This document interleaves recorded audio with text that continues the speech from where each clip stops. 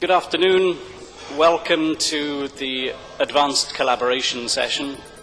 If anyone's not here for Advanced Collaboration, you should be somewhere else. We're lucky enough to start. Before I start, please switch your mobile phones off. I'll say it again. Please switch your mobile phones off and your laptop sound and your PDA sound and any other sound. And again, please switch your mobile phones off. We are very lucky this afternoon to have Bob Riddle, whose title is a technologist, I notice, which is an intriguing title, which covers all sorts of things, from Internet 2. So Bob is going to give us a guided tour of the access grid.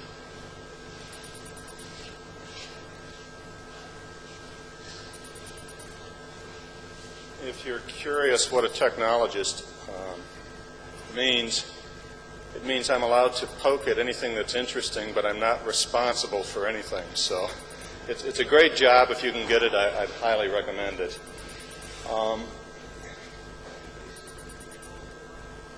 Okay, is that better? The other thing I need to tell you is I've been traveling since Sunday night, so if I doze off, ask a really stimulating question, and we'll get Ben to answer it for you. I thought the best way to start talking about sort of the motivation for the access grid is to begin to think about, I think of them as the what-if questions that sort of drove Rick Stevens and the group to think about this. Is what if you could create virtual spaces where distributed people, geographically distributed folks, could get together and sort of work together as if they were sitting in the same room or across a conference table. And you could also take advantage of you could sort of have that distributed sense of presence. I'm sure as you've noticed through some of the other things that have gone on here that a lot of the communication that matters may not just be the words that are spoken. How many of you really like to be on these really long phone conference calls? I like them a lot because I can be working on my laptop or reading newspapers or doing all those sorts of things. But one of the important modes of communication is what we capture visually, both being able to see the response and to see if anybody's paying attention, or to see what folks look like right after they eat lunch. So if you begin to think about being able to share that sort of that virtual, having that presence in this virtual space, and then begin to wonder if you're able to do that using affordable technology. Some of the earlier technology that we had looked at, as I'm sure you have in the last even 5 to 10 years, there's some very interesting technology that relates presence very well.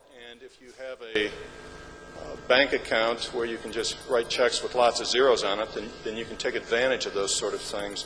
But what if you could do it with affordable and available technology, and if you could integrate this with, I won't say great security, but with existing security mechanisms that are available in your institution or your organization. What if this tool supported the sort of technology, the platforms that your faculty and students and researchers were familiar with using? In the United States, of course, we love everybody, and on campus we really love Windows because many of the students and faculty show up with their laptops with Windows loaded on it.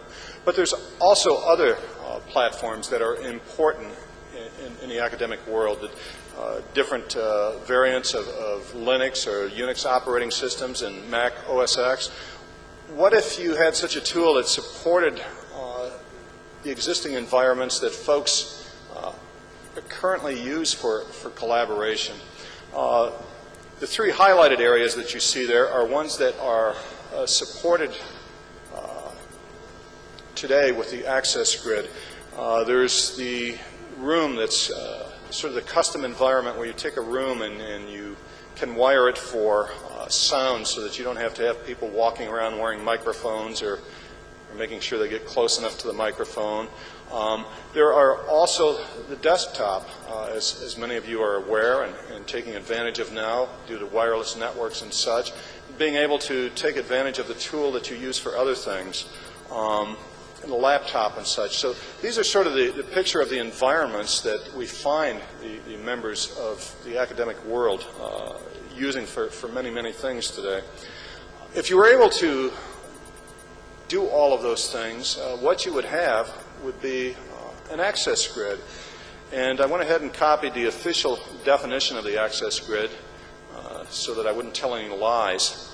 But essentially, to me, the access grid is a series of affordable, readily available tools that you can use on the platforms that your faculty and staff and students are most prone to use in order to glue together this virtual space across wide geographic distances.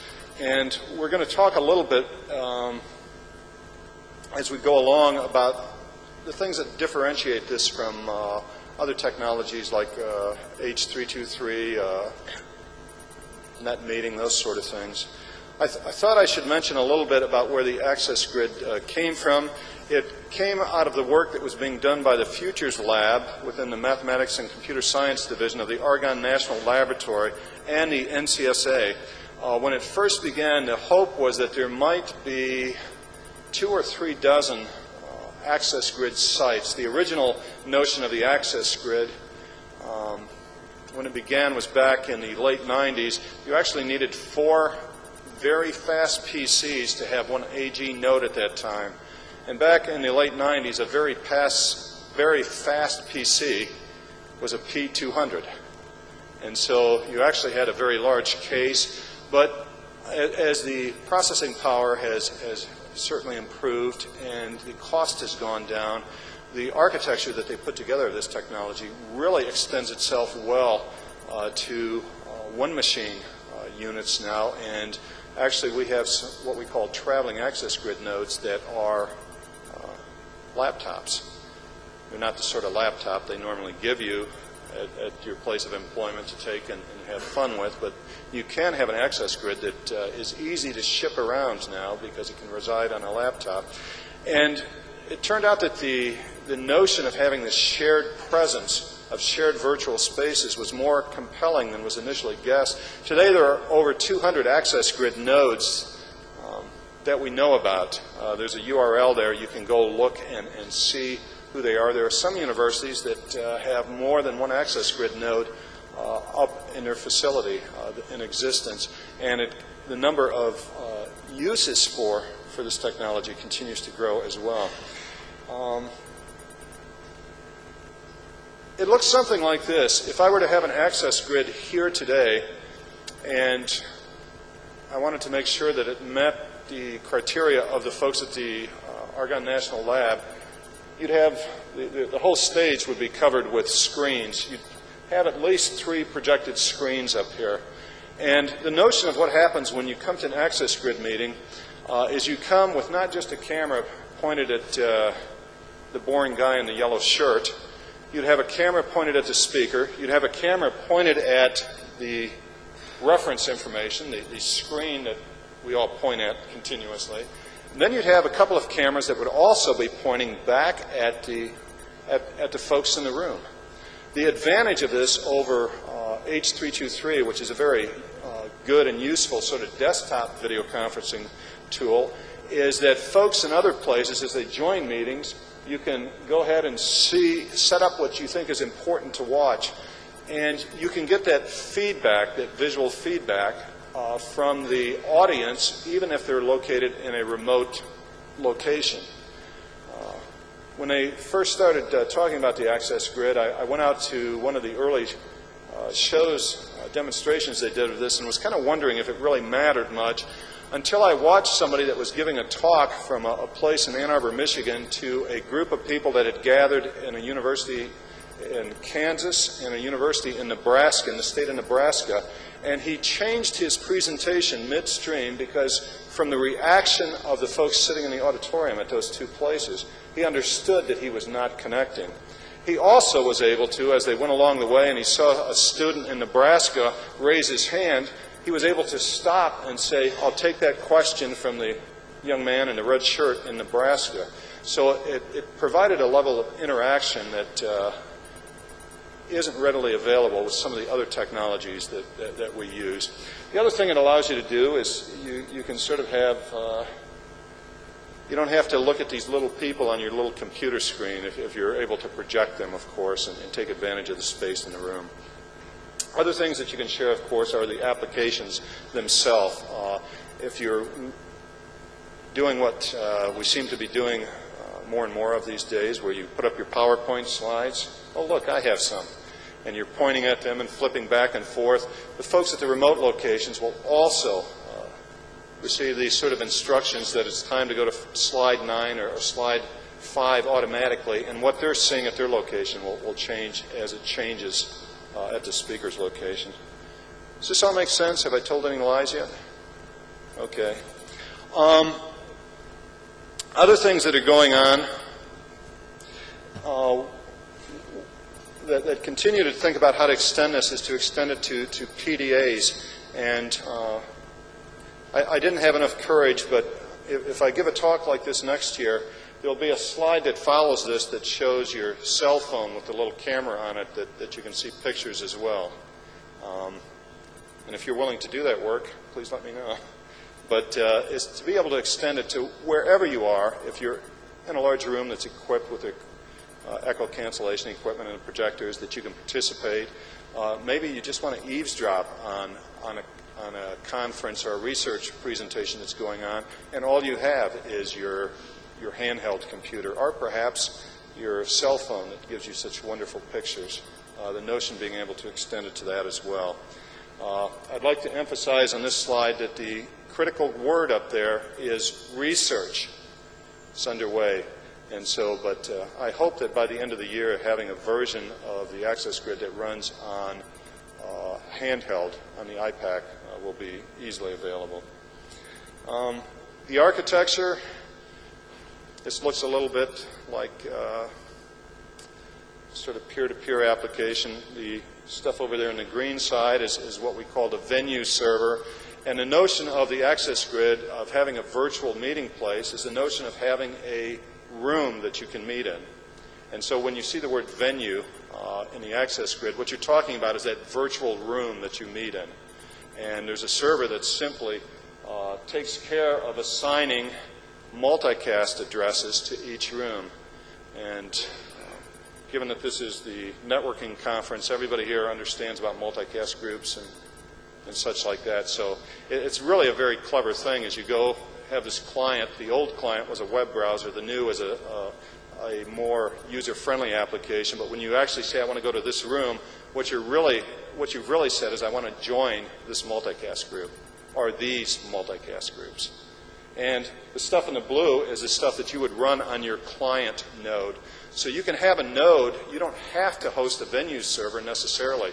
In fact, in the AG1 world, there were only really 2 or 3 venue servers that existed around the world, because a venue server can have multiple rooms. It doesn't cost much to have, say, this room's assigned to this multicast group, right? I mean, it's not a lot of work. This is pretty much what the access grid user interface looks like. I say pretty much because the access grid technical team is having a meeting starting tomorrow in Toronto, Canada, telling you what Access Grid 2.2 is really going to look like. They're going to announce support for things like IPv6, etc. But it was a tough decision. Toronto, Rhodes, so here I am.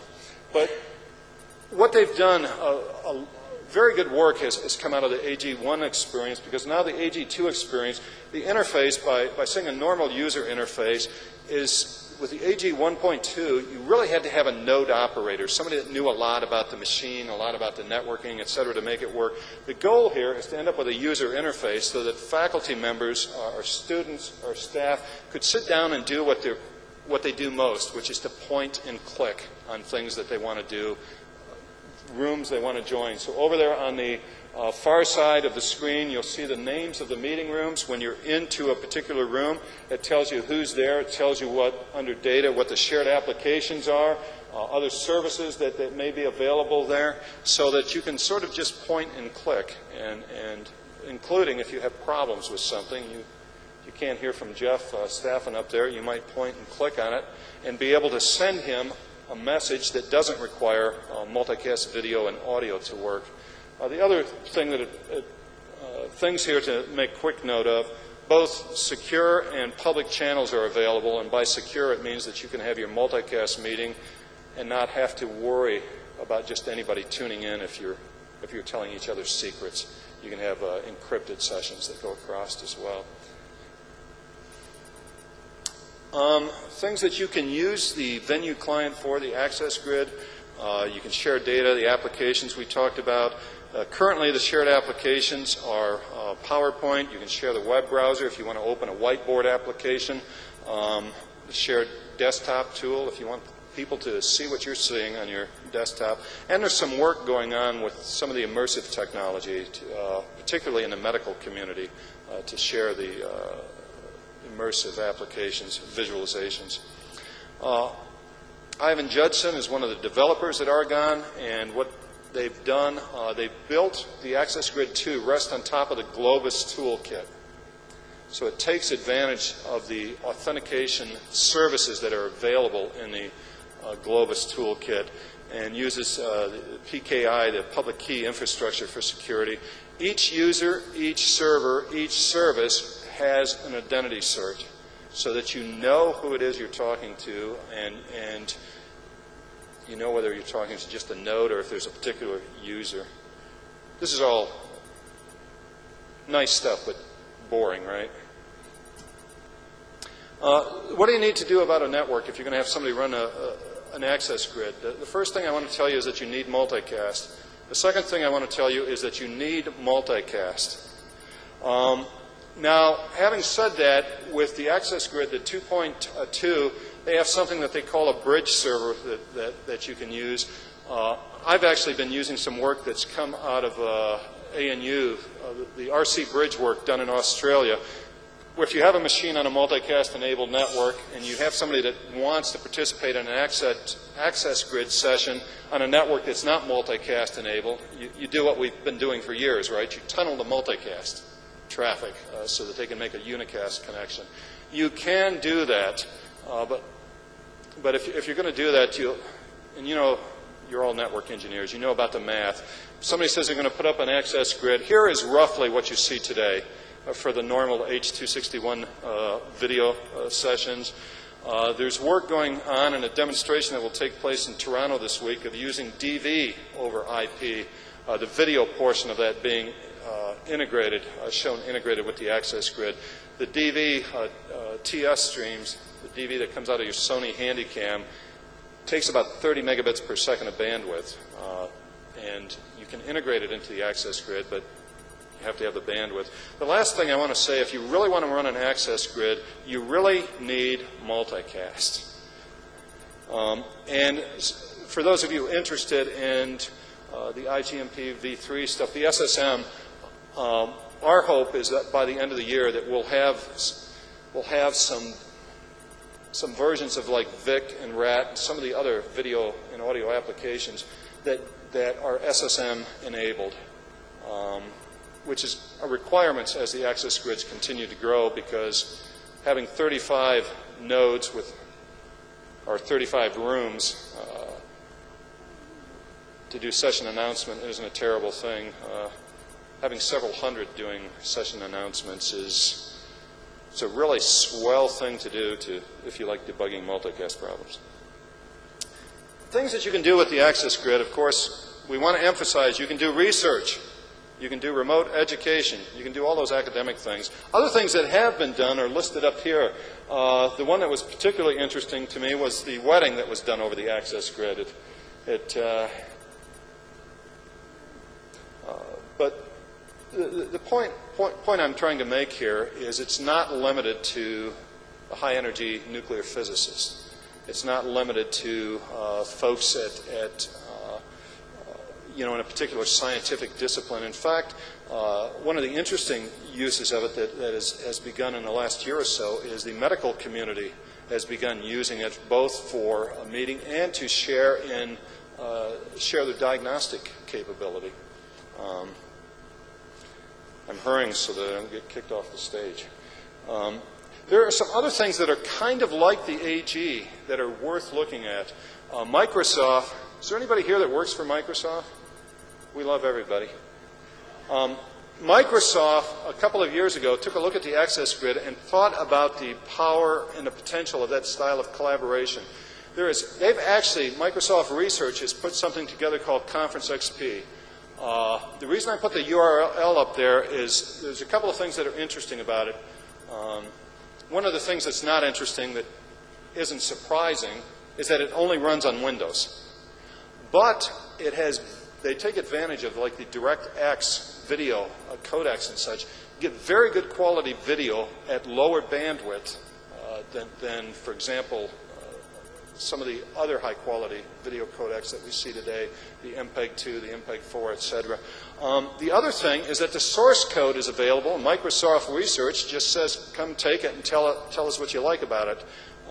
And a lot of the work that you've seen in the AG2 for shared applications is the result of the work that Microsoft Research did with the access grid community.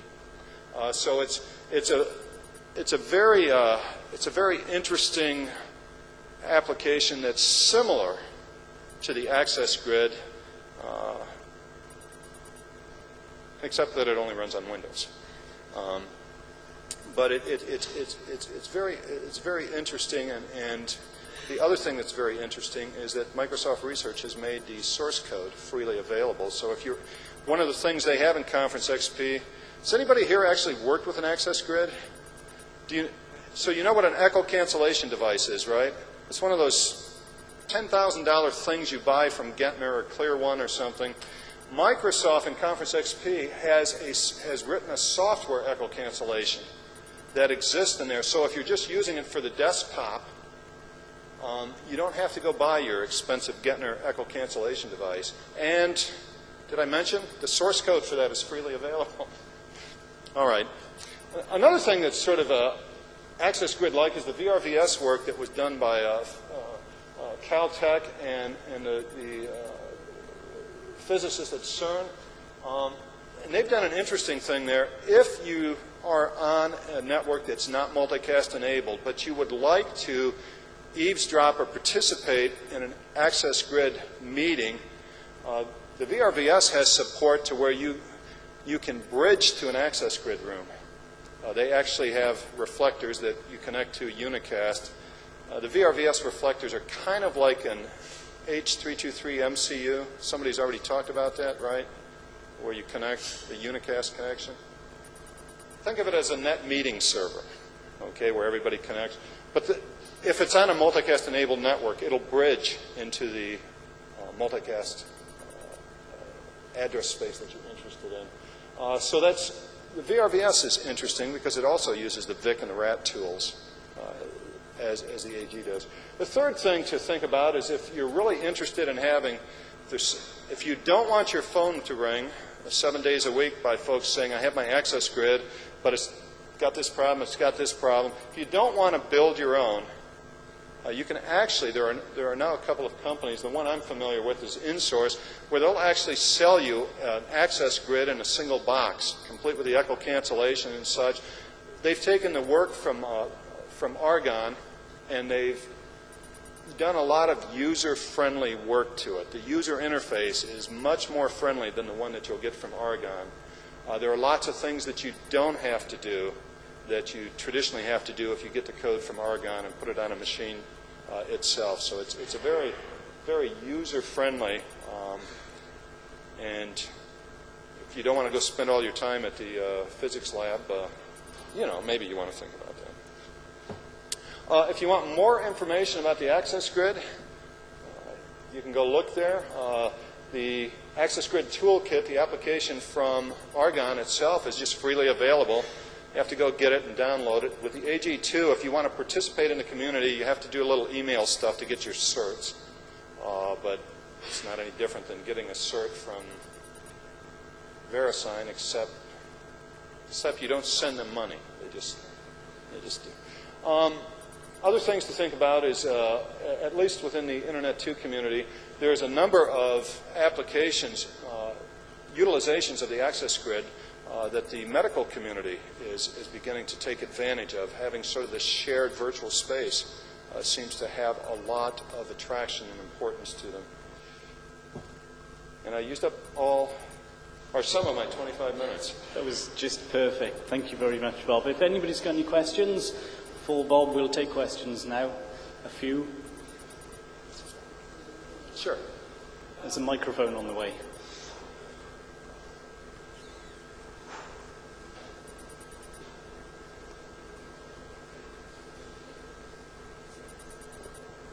In the projects I've been working on, data grids and EGE, we clearly have the need for such tools described like Access Grid. Our experience, not particularly with Access Grid, but this style of tools has been mixed. Right? We've used VRVS and so on. And I want to understand from you if there's the sort of criticisms we had about the tools we use are the same for Access Grid. For example, if we want to do a session and set it up with a number of sites, in most cases it tends to be more broadcasting. We're at one point where all the speakers are sitting and they want to send out information to other people who simply cannot travel to the location. Right? We always seem to need an operator, right, to be there all day long during the session, making sure everything's operating successfully, because the chairman simply doesn't have time himself to set this thing up and monitor it while he's looking after the session himself.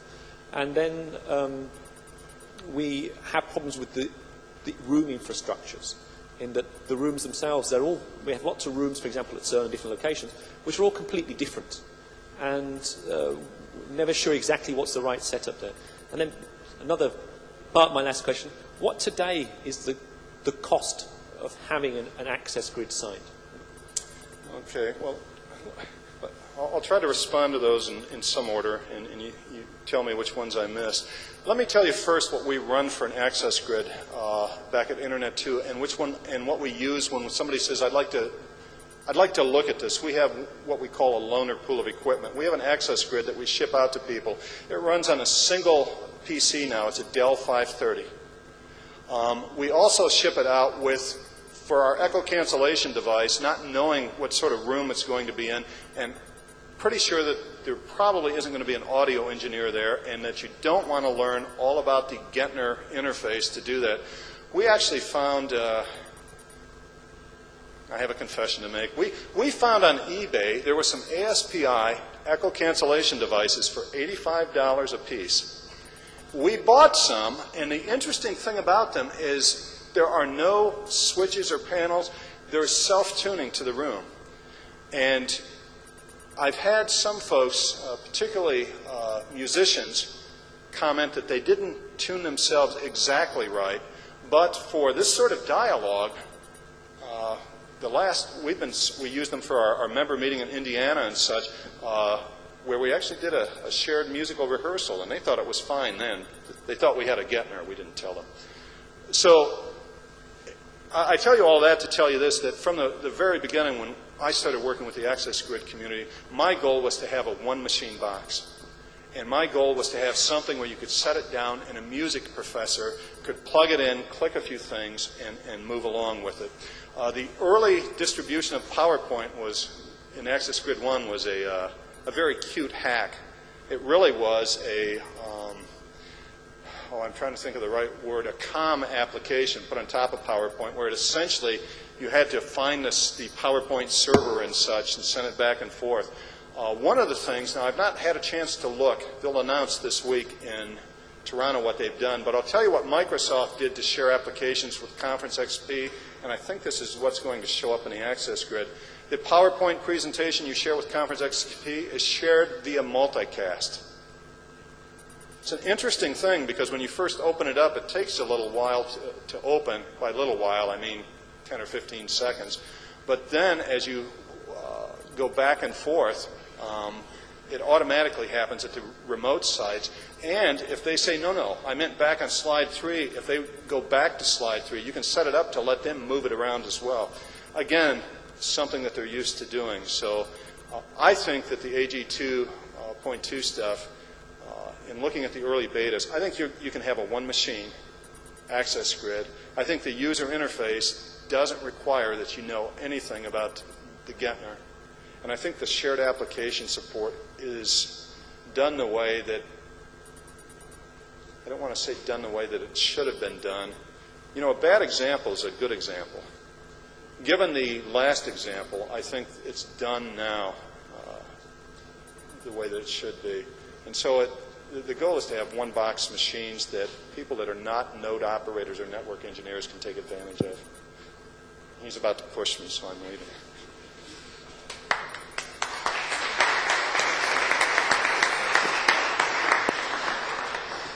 Many thanks, Bob. For those who are far more familiar, I'm sure, in the room with H323, it is really worth looking at the access grid and VRVS and the mice tools and various other things. There are facilities available in those that are not available through H323, although I would say that H323 has come a long way in the last 18 months with being able to organize what you see on screen where you want it. Next, we have Norbert Meyer from the Polish Supercomputer Network Center.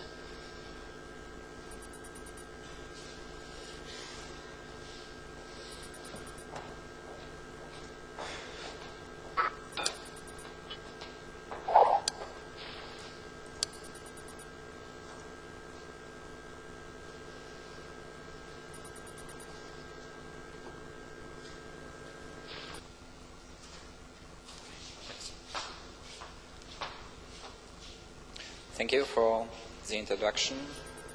The subject I will describe today will concern an effective integration of scientific instruments in the grid environment, especially in production grid environment. All these tasks I will describe today during the presentation were has been realized in a national project co-founded by the State Committee for Scientific Research and Silicon Graphics. We started the project at December 2002. It will finish next year. At the end of next year. Oh, that's a mistake. The development phase is done until November 2004, and later on we will have 1 year of deployments. That's similar to a European project where you have, I would say, it's somewhere in between a STREP project and integrated project, where we started research and development, and the last year, like an IP project, will be devoted for real deployment. There are different key players in the project. So we have universities and computing centers. The CypherNet, which is leading the project. We have Technical University of Łódź, Poznań Supercomputing and Networking Center. There is Computing Center in Gdańsk from the Technical University, and Wrocław Computing and Networking Center. But we have also some key players coming from the industry, that's Silicon Graphics and ATM, and finally the end users, which are going to use our results. In our case, that's the Institute of Bioorganical Chemistry. And the scope I will describe, because I will talk about virtual laboratories, is done by the Technical University of Łódź and PSNC. So you maybe remember there were some presentations last year also on Trina conference concerning a national program which has been started a couple of years ago. It's called Pioneer. It was described network infrastructure, but that's a part of the project. We are also focusing on e-science, e-learning, and e-government in the Pioneer project. And the virtual laboratory is exactly in the e-science. So that's the question: how can we deliver a new kind, new generation of services, having a very good network, national network and city network, and also high performance computing infrastructure. What we have, that's the virtual laboratory is only a part of the project. We have also some other research activities concerning resource management, data optimization, access to scientific libraries, checkpointing, security issues. But in general, that's the middleware we are trying to develop in the project.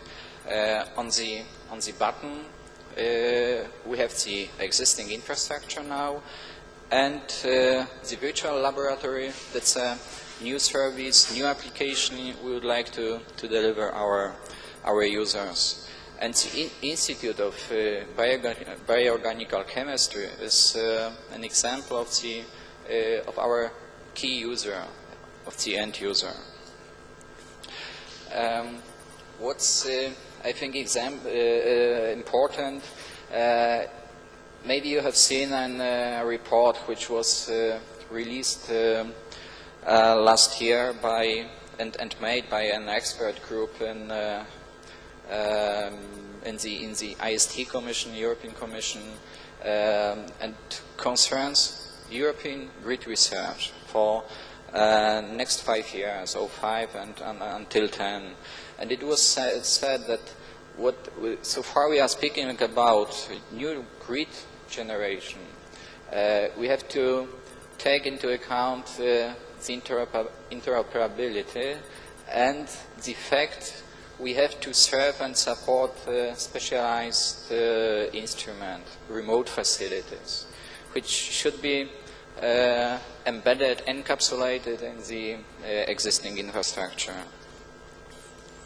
Okay, and coming back to the virtual laboratory, there is still a question: what for we are doing the research? What for we are delivering the such kind of applications? I would say the first purpose is very limited access, and the main reason is the cost. Such kind of equipment, you have examples of spectrometer and radio telescope. So such kind of equipments are very unique, limited, and very, very expensive. So the main goal is to make it commonly accessible by delivering a framework which allows you to easily add new kind of such facilities. So when we are speaking about an added value, that's first of all virtual, remote access, and grid enabled. The grid enabled feature, that's something in the background.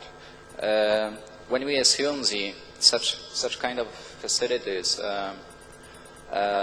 very critical resource, we can engage the whole infrastructure and support the end user by making the experiment. I mean, not only by the pure experiment, but also by making a pre-processing analysis and post-processing before and after the experiment. I will show you. That's a short example. What's the current state about the current state? So far, we are speaking about a spectrometer. So, just a second, please. It's a short movie.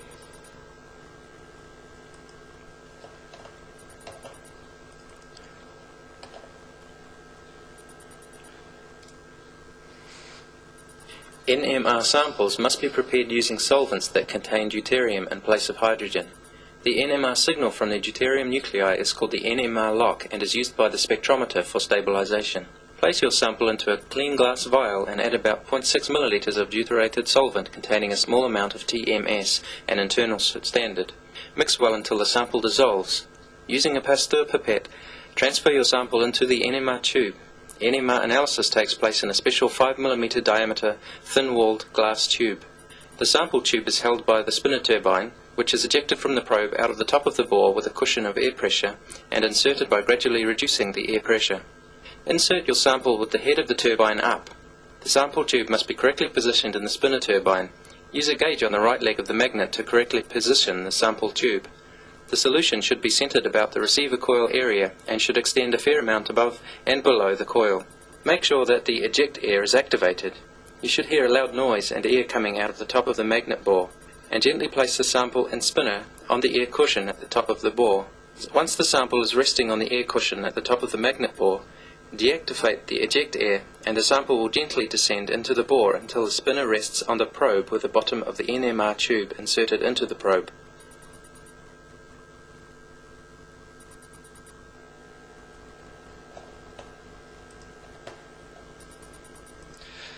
Okay, so what I wanted just to show is that we have different kind of equipments, and we call it human factor.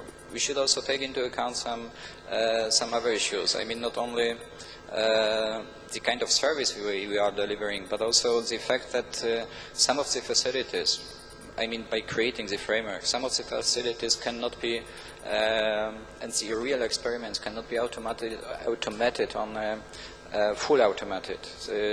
You can see the radio telescope where the whole experiment, the whole way or data workflow can be automated. In case of spectrometer, there are some questions how to make it on a very convenient way from the end user point of view. So there are two different examples, and that's for we have choose the radio telescope from one side and the other side spectrometer where there are some other issues, the real human factor. Okay, so coming back to the guidelines. Of course, that's access via internet. That's very important. That's the goal. Universal architecture. We have to use the same approach for different types of instruments. Finally, we have also to keep the information for the end user. I mean, data concerning experiments, results, publications. That's another area. And the goal is to give a remote usage for expansive, unique facilities. From going down. To give better utilization, to have a better utilization of such a facility, to allow a venture and online cooperation of scientific teams. I think the access grid presented on the first presentation is one of the examples we can embed and encapsulate in such environment. To reach shorter deadlines and faster work. And what is very important, and CEC is also focusing on it, it's to give equal chances for all scientists, for all teams. The remote access makes it closer and makes equal chances for other teams. And finally, telework, e-science, that's an extra functionality. You can ask also what's the difference between virtual laboratory and a pure remote access. There are some examples, applications where we have also remote access for radio telescopes. There are also applications for spectrometers. And the difference is Some examples, measurement scenarios, dynamic measurement scenarios we introduced for the virtual laboratory. The question is how to simplify the data work, and how to help the user to handle such an equipment. I will describe it later on. Digital libraries, collaborative work, accounting issues. That's a next question. How can we embed the facility, the remote instrument, and treat it as a simple grid resource? That's the next issue. What differentiates the simple remote access and virtual laboratory? Online progress monitoring. That's the next feature. And of course, platform independent. Should be easy to handle. And finally, what I mentioned, we should have also in mind the human factor, and the fact we cannot automate the entire process for some, maybe for some facilities. Advanced time reservation, that's what helps us also to have a better utilization of the resource. Dynamic measurement scenarios. You can imagine that we have the main experiment in such equipment. We have the pre-processing analysis, post-processing, also visualization. And the question is how to make the data flow very easy, and how to support the end user. That's one example. A prototype we prepared for a radio telescope. That's a tool which allows you to handle on a very easy way and create the data flow. In case of the end users, the data flow is, I would say, can be changed dynamically, but after the definition, it's mainly stable. Because of the same kind of applications, services the user is taking into account. But we can also support it and make it more complicated. Yeah? And there are different kind of scenarios are possible. But there is still a question. I mean, to make it simpler, what kind of black boxes can be connected in reality? I mean, what data are accepted by the measurement parts of by the black boxes? In case of the dynamic measurement scenarios, we are speaking about applications. So that's the question of in and out definition. We have to, not going into details, but we have to check the conditions and constraints between black boxes. We have to define conditions also between connections, and there are conditions concerning input and output data. For this purpose, we defined a special language, dynamic measurement scenario language, what allows us to define all this, all the dependencies between applications. From the user point of view, it means that the user using the application can simply add different kind of boxes, and he's supported because of the fact that some boxes, applications cannot be used, I mean connected directly. There is also a possibility to define new applications, new solutions, and add it to the measurement scenarios. And finally, we have the real experiment. So, and that's the purpose we are defining the measurement scenarios. What is in the next goal? To say scientific instrument and grid resource, or to give an equal between grid resource and scientific instrument. To make a wider definition of the grid resource. We just treat the facility like a simple resource in distributed environment. Global accounting.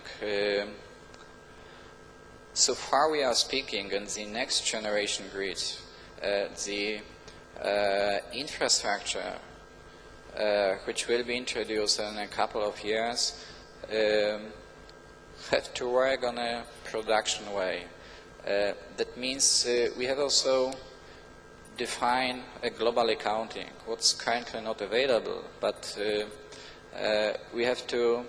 we introduce also for this kind of facilities a mechanism allowing to see and to make a local accounting by adding it, or we can later on add it also to the global accounting mechanism. The infrastructure we have used for our project includes a virtual laboratory of NMR spectroscopy that was done in cooperation with the Institute of Bioorganic Chemistry. We have a radio telescope from the University of Mikołaj Kopernik, and the entire infrastructure coming from supercomputing centers and from the Pioneer Network, national network.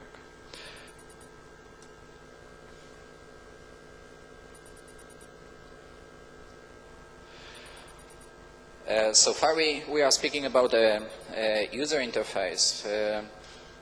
We have also we are speaking about an entire environment and framework we want to deliver the end user. So we have also other parts concerning or covering digital library, covering educational area, communication tools, chats, audio, video, but we are using existing tools and applications for that purpose. There are also user profiles, and the entire set of tools creates the framework. So going to the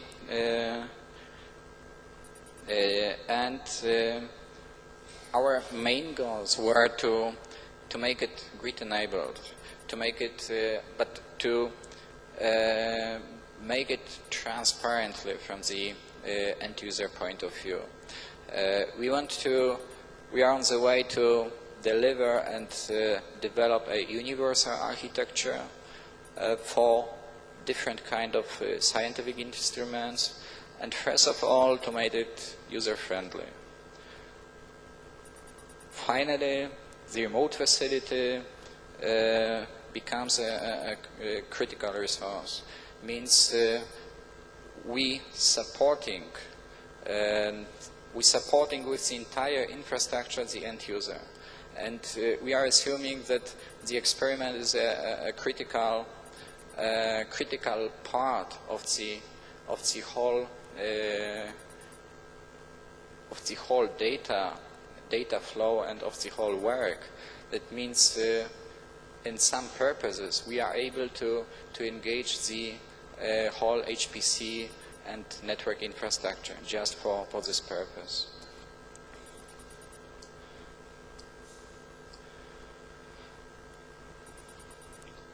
And briefly describing the subcomponents, that we have the user interface I described. The another part is a virtual laboratory server specialized for different kind of facilities. On the right side we have device drivers or device servers which will be different for each facility. And on the bottom, we have the grid environment. That means the existing functionality we would like to engage and embed in the virtual laboratory.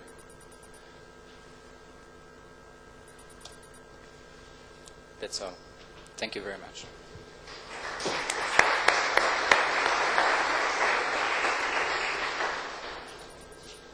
Any questions? There are no burning questions. We'll see if we have some time at the end for some more, but obviously you'll be around for anybody who wants to find you. No problem. The final presentation we have in this session is from Eva Pless.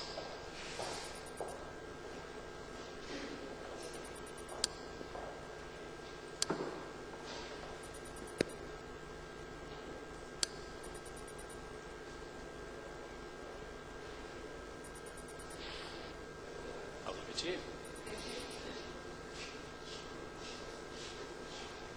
Hello. I want to present some network activities for collaborative virtual projects, and I want to describe the experience we gained from those activities. Let me start with a short introduction into the projects.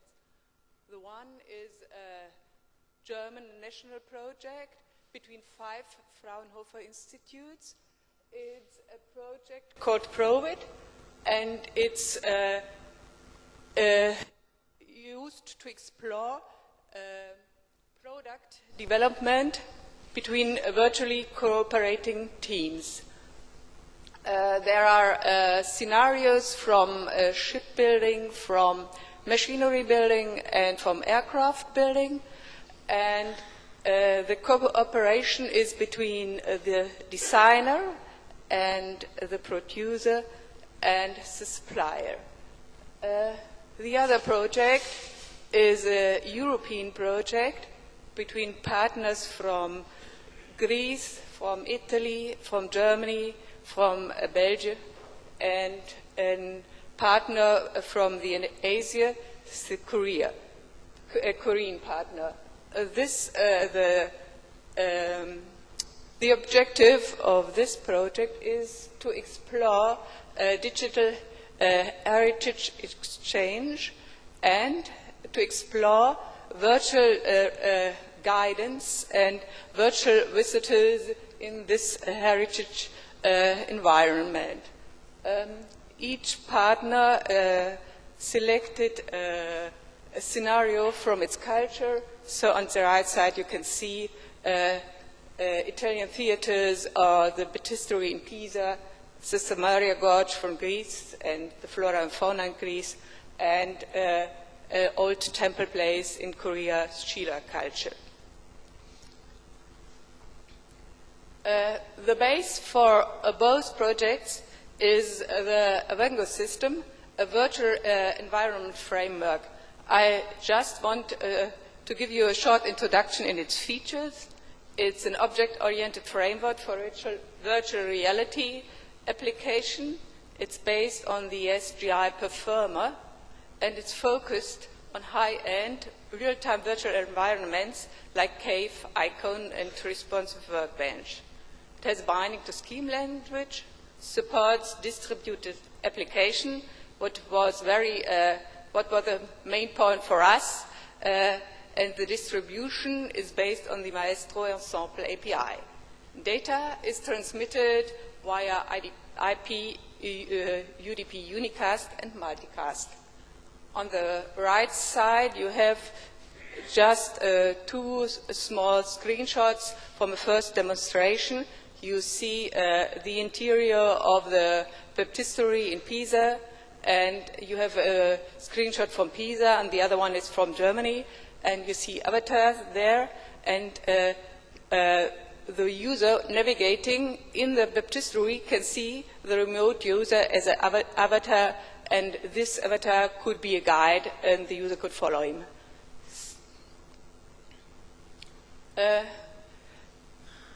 The networking support focuses on two topics.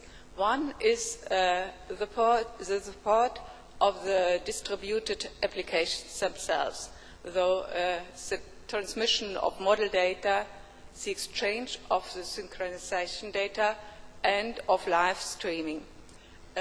Below, there is one example for an interaction and communication model we defined for the DHX project. So you have two displays, and on the left-hand side you see a real guide standing in front of a display.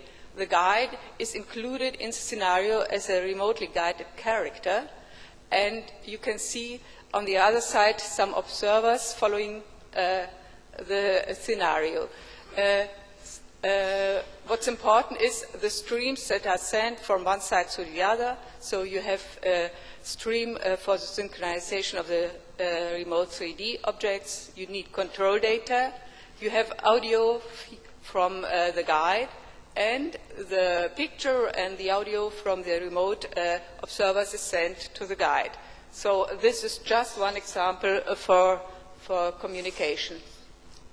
The second topic for networking support is the support of the remote collaboration itself. So we installed an access grid node for collaboration, and we used other audio-video conferencing possibilities just for personal communication, and we used it also for the transmission of screen pictures. If you have a look at the right side, this is a short test between Korea and Germany, and you can see Vic and Rad used for conferencing between the two partners, and you have a VRPN scenario. It's a server-client application. The server is allowed to move an object, and the object is moved at the client side, so at the remote side too. And to get a real expression or a live impression of the performance, we sent back the picture from Germany to Korea. So in Korea we have the picture from Korea and the picture from Germany side by side, and you can see the movement of one picture, and you get back the picture in small delay, and you can have a live expression of the delay. And we used remote computer to control for collaboration too. Now let me come to the networking issues. We had to use the internet, the IPv4 connectivity for our collaboration, and the applications we used required IP unicast and multicast connectivity. Normally when we started a project, we informed us about the networks between the partners and the capacity. So if you look at the picture at the left side, this is a topology map, and you can see that we have European networks, that we have national networks, and that we have the private networks as partner sites. And there are different capacity to the links. I will come to this later. So we had one problem with the other project, because not all service providers from this project provided multicast services, so we had to build up a multicast tunneling network. We installed proxies on workstations and installed the PIM, the daemons for multicasting, and GRE tunnels for sending the multicast to the other partners. Let me come to the advanced networking issues. From performance measurements, we found that the connectivity to some partners of the DHX project was not as we needed. So, for example, the link to the University of Crete is totally overloaded and cannot be used for our applications. We saw that Géant offered since this year the premium IP quality of service, and so we tried to get a premium IP service connection between Germany and Greece. We contacted our NOC first, and it helped us to contact the other NOCs, and in the end we had a 2 megabit connection between Germany and Greece, and it was implemented in the following. You can see it in the upper connection in the picture. In Germany we had no special provisions because we have over-provisioning there. We have a real PIP service within the Géant network, and between the GRNet and the GRNet and the University of Crete, we had a dedicated ATM link of 2 connection of 2 megabits. Afterwards, we made in parallel performance tests with the normal connection and the other connection. There we had a package overhead of 25%, though we had only 1.5 megabits of the 2 megabit connection we wanted. But we had it every time and had no problems with our loaded connections any longer. We have a similar problem with our partner in Korea. This connection to Korea goes via the TEIN link between France Renater and the core network in Korea. And this TEIN link is from Germany to Korea totally overloaded. So we heard from the NOCs in Korea that there is another possibility, that there is a dedicated 5 megabits link for IP version 6 and with very low traffic. So we tried to use IP version 6 for the connection between Germany and Korea, and therefore we had to install 2 tunnels. The one is a tunnel between our campus, our router, and the University of Münster in Germany. It's a IPv6 over IPv4 tunnel, and we had to tunnel because our campus network not yet provided IPv6. Then we had another problem. The applications we used did not all support IP version 6, so we made another tunnel, and this was a tunnel from IP version 4 over IP version 6. This tunneling worked very well, and afterwards we could enable our partner in Korea to follow our last review in Germany by a conference system, and we had a very good performance there. Now let me speak about the networking tools we used for monitoring traffic. We use the NSL and the IP traf. On the right side you see a small picture from Netstat Live, so you can have an overview about the interface traffic, the current traffic, the average traffic, or the maximum traffic. And a very useful tool is the MRTG grapher.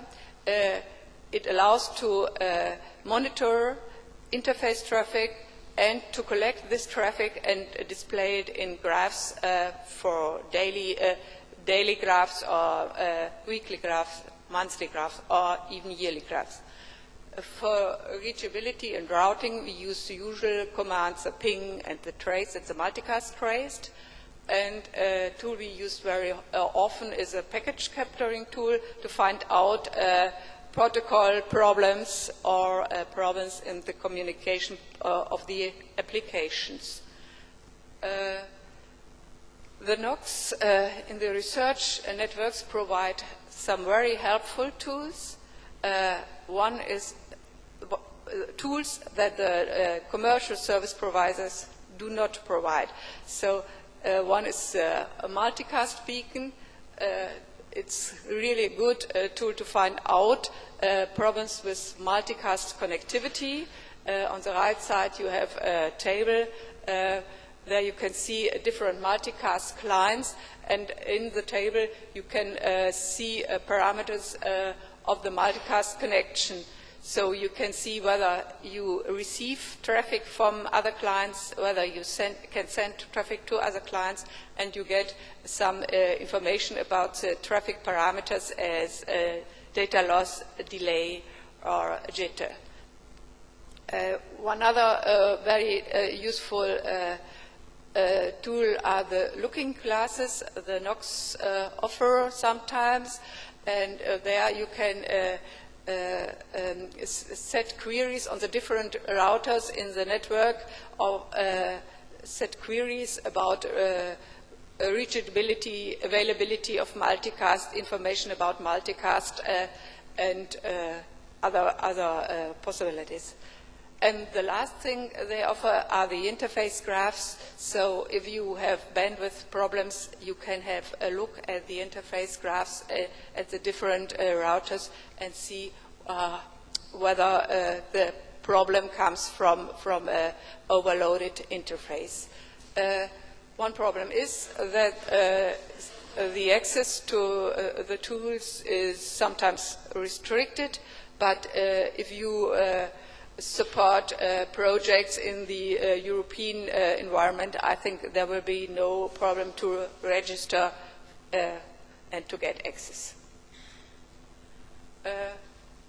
Performance measurement. We used some tools, the NetIQ Q-Check and the NetIQ Chariot program and the iPerf program. Which type of measurements did we do? We measured throughput and response time to get an overall impression of the connection between the partners.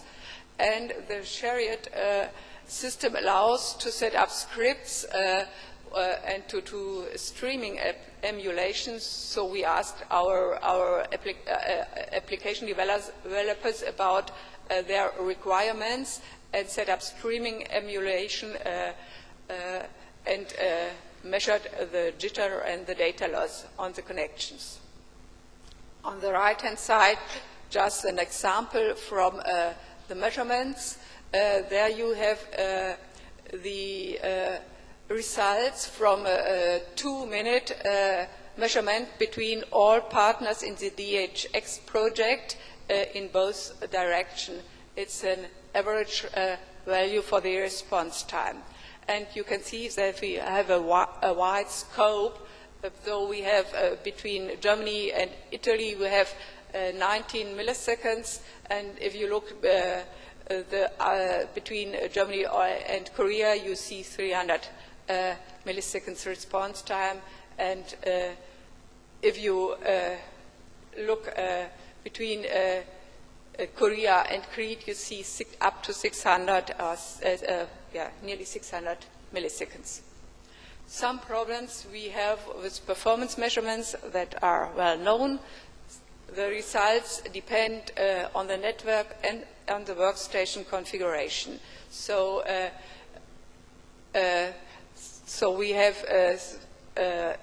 we are dependent on the window size of TCP or on the package size send, and you have always to have a closer look to the performance results to find out whether the results are real results or whether there is some influence from other parameters. And second thing is that the network configuration and the usage changes very much, and so you have to redo your performance measurements, and you can never be sure that the performance you have measured will be the same if you have, for example, a trial or a demonstration.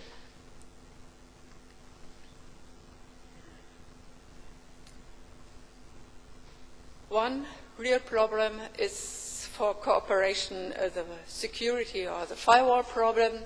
Nowadays, all networks are protected by firewalls, and if you want to cooperate with partners, you have to open the firewalls at least for agreed addresses.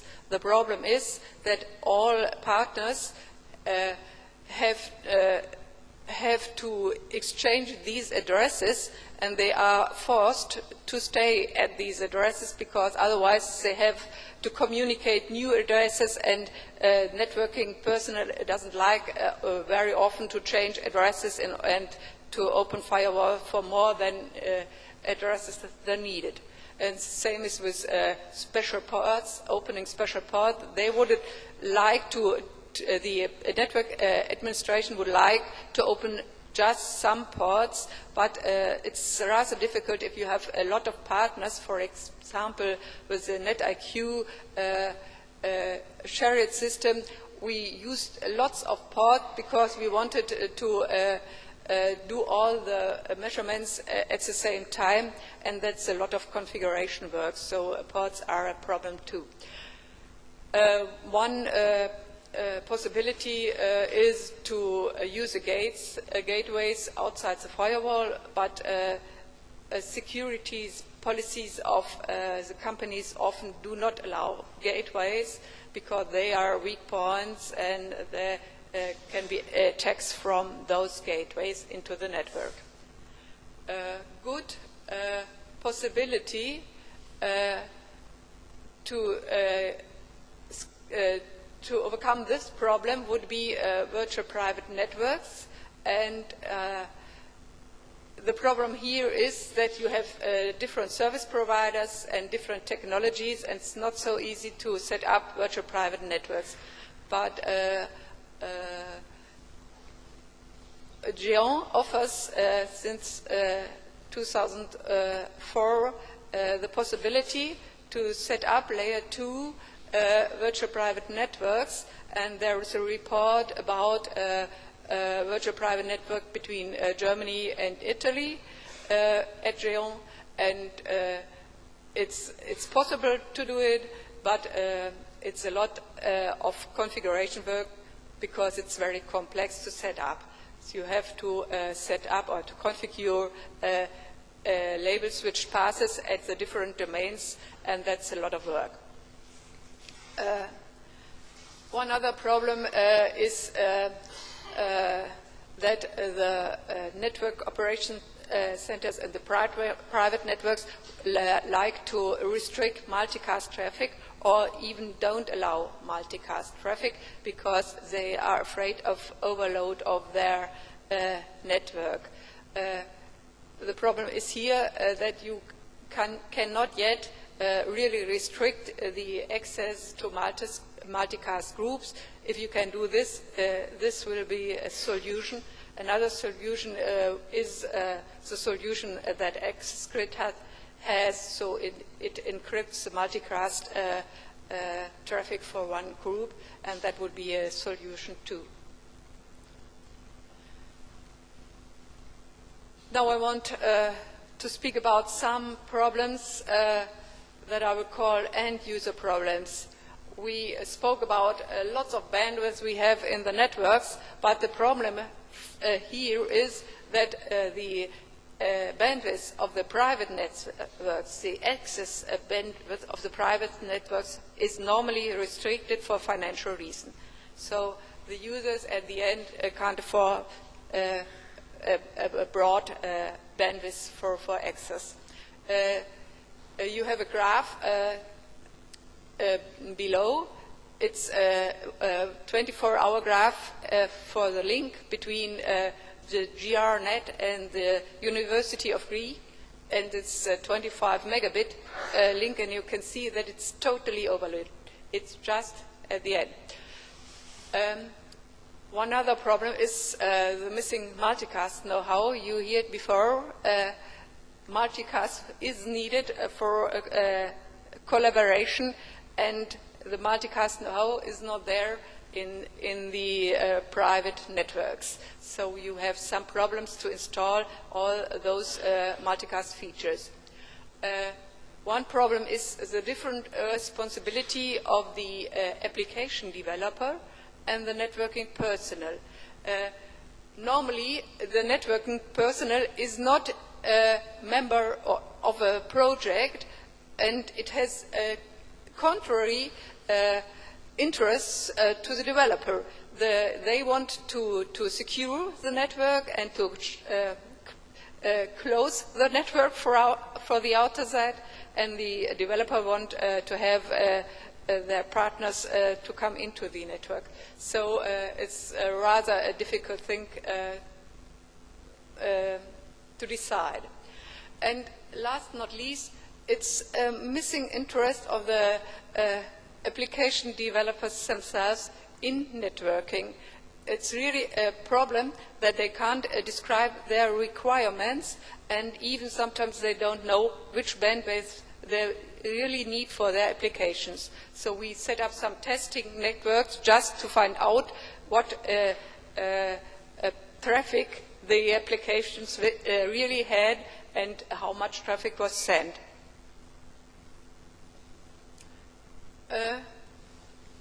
Benefits and problems in European and international context. The research networks offer more services than the commercial networks do. So they are well prepared to fulfill advanced requirements of the end users. That's an experience we gained, and when we had special wishes, they were able to fulfill, and we were able to contact them about it. Other problem is that the networks are living networks, that they are dynamically adapted to changing necessities and technological knowledge brokers. So you have to do your performance measurements, or even you have to look where routes are. They have changed, and this influences very much sometimes the applications.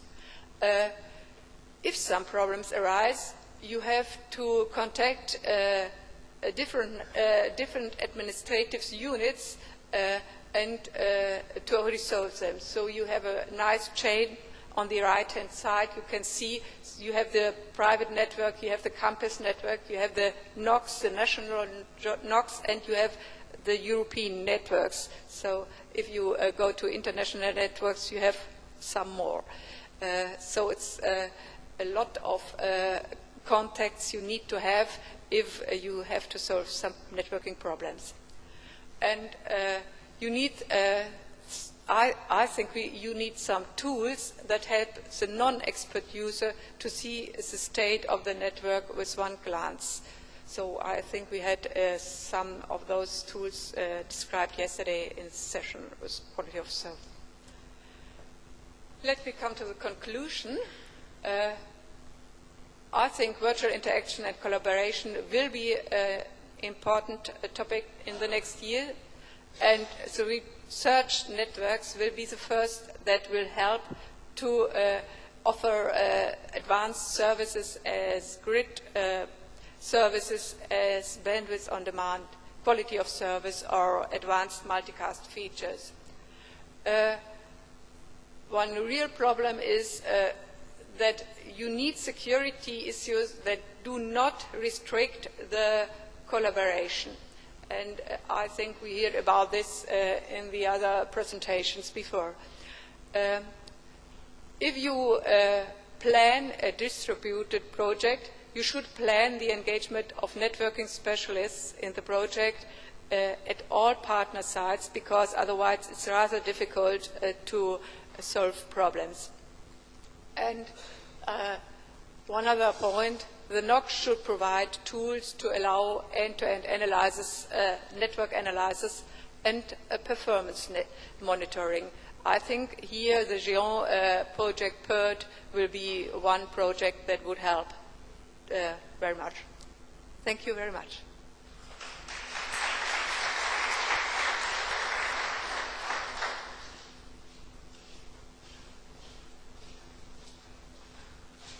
Does anyone have any questions they'd like to bring up now? Or do you want to grab Ava over coffee? I suspect more likely. Just a couple of things.